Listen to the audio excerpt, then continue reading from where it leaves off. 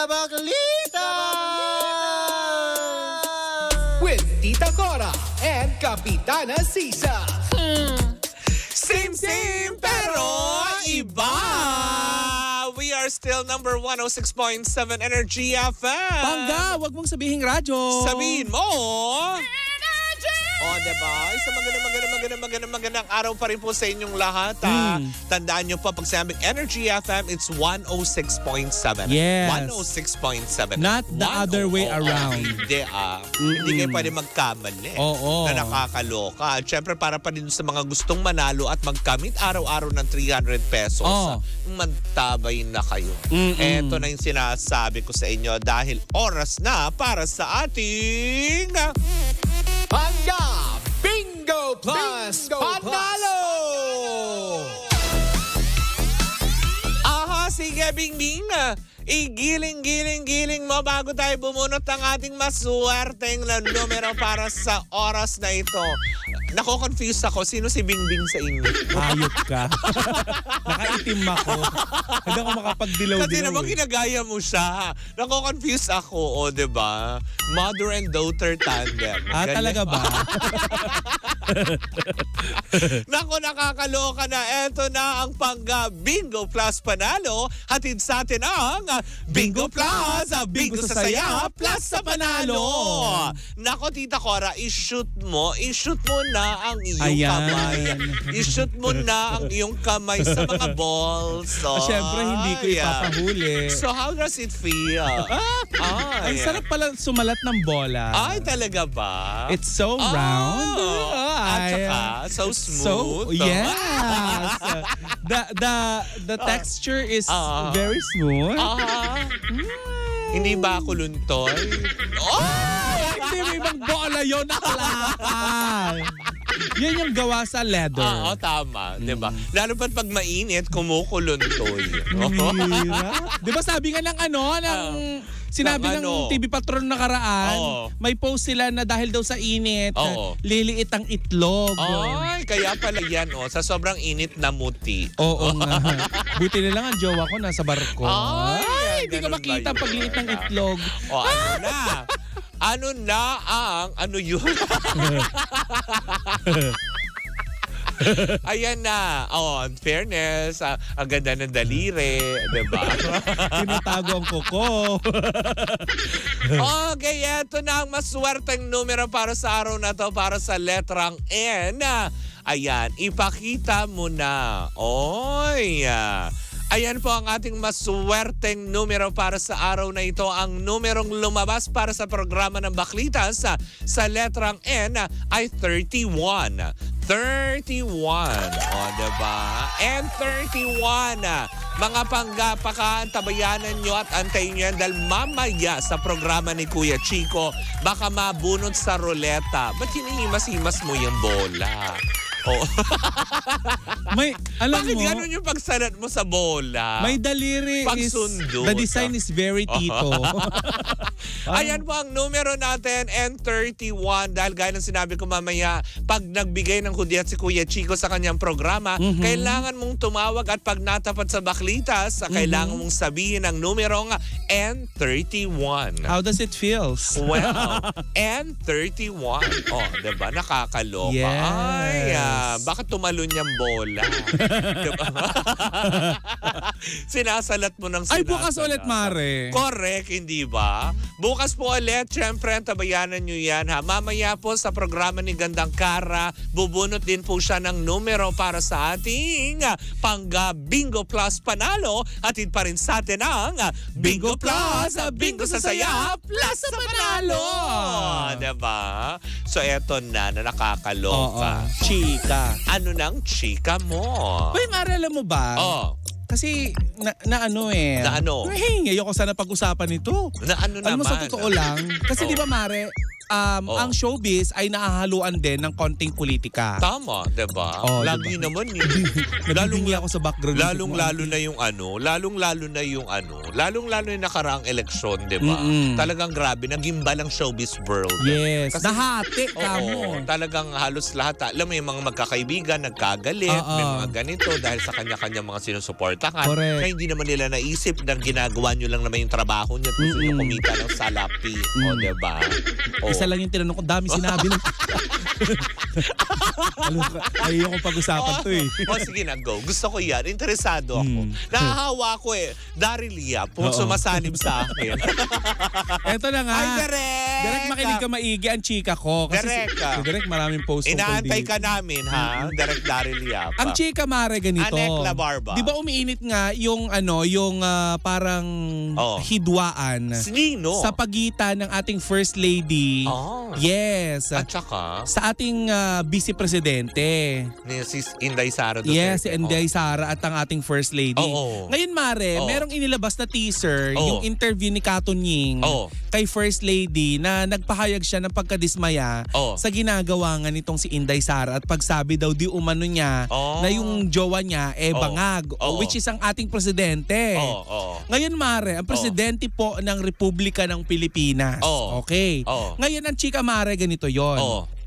Ang siste, sa isang episode ng Showtime, itong si Meme, though wala naman talaga siyang pinangalanan, ay nagkomento siya. Tungkol dito sa usaping to? Hindi directly sa usaping to.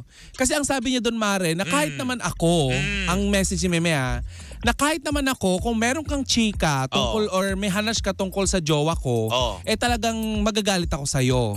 Diba? Kung ano yung ibinato mo, siya din yung ibabato ko sa'yo. At buburahin kita sa mundo ko. Ganon. Ngayon, Mare, ang mga netizen, sabi nila, same lang ng pinatutungkulan or ng pinatutunguhan yung talak ni First Lady at saka nitong si Meme. So ang sabi ng mga netizen, tungkol sa kanilang mga jowa. So Meme, kinakampihan mo itong si First Lady? Siguro, hindi naman sa aspeto ng ganun, pare, Baka naman din, kaya naman nasabi ni Meme yon kasi syempre pinag-uusapan tungkol sa jowa. Yes. Diba? Siguro nagkataon lang. Correct. Pero Mare, ikaw ba? Diba? Sa sarili mong opinion. Pero hindi tayo magko-comment tungkol sa mga away nila. Bahala sila dyan. Ganito, ikaw ba kapag may jowa ka at yung kaibigan mo, halimbawa lang kaibigan mo, maraming halas tungkol dun sa jowa mo, sino ang papanigan mo? Jowa mo o yung kaibigan mo? Wala. Kasi talaga? Kahit na binabastos yung kaibigan mo, ay yung yung jowa mo. Dapat sa'yo. Halimbawa nga lang. Parang wala pa din. Talaga? Oo, kasi kumaga parang... Hindi mo ipapakita sa jowa mo na importante siya? Hindi naman dahil sa papakita mo sa jowa mo na importante siya, no? Kasi syempre, i-weigh mo yun eh. I-weigh mo yung sitwasyon kung saan nga ba, ano nga bang pinag-ugatan ng bakit hindi sila nagkakaintindihan. Baka kasi yung jowa ko naman may mali din. Yes. At baka din yung tao na yun may mali. Diba? Na, siguro nandun ako para ipaunawa sa kanila na hindi kayo magkakaproblema kung wala kayong, alam mo yun, involvement sa isa't isa. Diba? Ngayon, Mare, iba yung sitwasyon dito. Sandali, kasi, babalik ko sa'yo yung tanong. Diba? Baka sabihin nila, ako na naman yung tinanong mo, tapos hindi kita tinanong. Ikaw, since may jowa ka. Kilala mo ako, nananabla ko ng kaibigan kapag may jowa ko. Diba? I know. Kaya nga, diba? I know, right? Nakakilala ko ng mga Diablo. Hindi. Hindi kasi that time, deeply in love and blinded ako. Kaya pinagtatanggol ko kahit sabihin nila mukha siyang daga. Parang ako yung nagsabi nun eh. Hindi. Yung lumipat. Oo, totoo naman. Ayun. Sinabihan niya na mukhang Costa. Syempre dahil ako, hindi ko naman Bakit ba yung binitbit din naman niya? Pero, klaka, hirap. Kung sa'yo yung Costa. Hindi. Yung bitbit niya dagang itim. Naka-energy na ba ang lahat? Ano pinagkaiba mo ngayon sa kanya? Hindi, wala. Ayun na nga. So ako kasi, deeply in love ako, kaya pinagtatanggol ko during that time. Kasi hindi ko nakikita kung ano man yung nakikita ng ibang tao. Kasi syempre, jowa ko yun eh. Correct ka. Naiintindihan ko sa puntong yon si Meme Vice Ganda na syempre mahal na mahal niya si Ayon, 'di ba? Totoo Kung may naman. masabi man, 'di ba? Kung may masabi man yung mga columnists na hindi maganda tungkol kay Ayon ay ipagtatanggol niya. And naniniwala din ako na hindi ito kino-connect sa ating First Lady at walang kinalaman ito. Oo, feeling ko naman din. Kasi mari ang mga netizen ang sabi nila dun sa mga nababasa ko, malamang yan, kakampihan niya si First Lady. Alam mo kung bakit? Kasi nga, yung tatay ni Inday Sara ang nagpasara sa ABS-CBN daw. So usaping politika. Hindi naman, actually Mariano, para balansehin lang natin. Hindi naman siguro ibig sabihin actually araw-araw naman may sinasabi si Meme Vice tungkol sa mga kung anong issue, kung ano. Broad kasi yung utak niya. Na parang tipong hindi naman ibig sabihin ito nagkataon dahil sa interview ni Katonying dati kay First Lady nga ba? Oo. Nag-interview. Hindi pa nilalabas yung buong interview. Yung tungkol doon sa interview na may kinalaman na sa araw-araw na ito. Di ba? Para na rin nating sinabi, bakit yung pagkapaus ba ni Janela Salvador may kinalaman sa politika? Wala. Di ba yung mga ganong aspeto? So, ibig sabihin, nagkataon lang. Baka nagkataon lang din. Nung time na lumabas ito at nung nagsalita si Meme Vice, kasi amin naman natin, di ba? Maski ikaw kay Iyo, talaga very overly protected, di ba? Hindi, yung ibig ko sabihin, di ba, na overprotected, protected. Basta, hindi, ang malinaw kasi sa amin, Mare, hindi namin kakampihan ng isa't isa kung alam namin mali. Diba?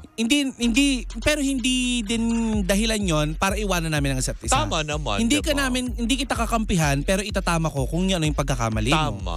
Diba? Ganun lang yun. Diba? Ganun lang din yan sa pag-ano. Baka naman kasi... Huwag yun na i-bash si Meme. Oo, hindi naman siya dahil sa may kinakampihan, diba? Tsaka parang feeling ko, Mare, napaka-imposible na para i-incorporate nila na kinakampihan niya ito. Kasi diba, alam naman natin, lantaran naman siya. Nung nakaraang eleksyon, ay pinklawan siya. Yes. Diba? So, paano yung masasabi na ganun? At kailangan yung incorporate, diba? Tsaka hindi naman na di ba, hindi na nakaupo ang ating dating presidenteng Rodrigo Duterte. Correct, diba? Na parang ang dami-dami na natin problema sa mundo para lang may masingit pa si Vice Ganda. Alam mo, masarap talagang kausap dito kung sino? Sino? Si Direk Darrell Yap. Kikita ko yung mga post ni Direk Darrell. Init. Ang init na mga sinasabi ni Direk sa kanyang social media. Kaya nga naman inaantabayanan ka namin, diba? Malamang i-hot seat natin ito pa nag-promote ng pelikula. Bago umere yung Baklitas, meron tayong disclaimer na the views and opinions of our guests should not reflect.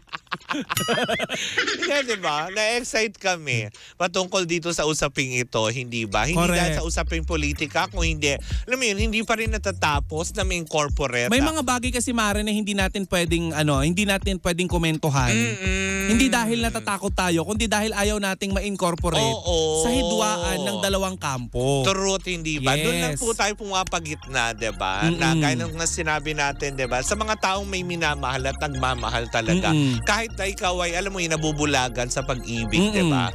Maaaring sabihin nga natin na pinagtatanggol mo ang iyong partner, pero at the end of the day, diba, na hindi naman ibig sabihin nung tinotolerate mo yung mga pagkakamaling ginagawa nila. Correct. Diba? Kung may ginagawa man silang pagkakamali. At sa ngalan ng malayang pamamahayag, bukas po ang istasyon, ang himpilan ng 106.7 Energy FM Manila sa inyong mga panig. Tama, hindi ba? Sa kung sino man ang mga tao. Gusto mo yun? Ano guest natin dito si Inday Sara o kaya si First Lady? One of these days, diba? Baka bigla ditong sumulpot, diba? Oo. Pagtatampalin tayong dalawa.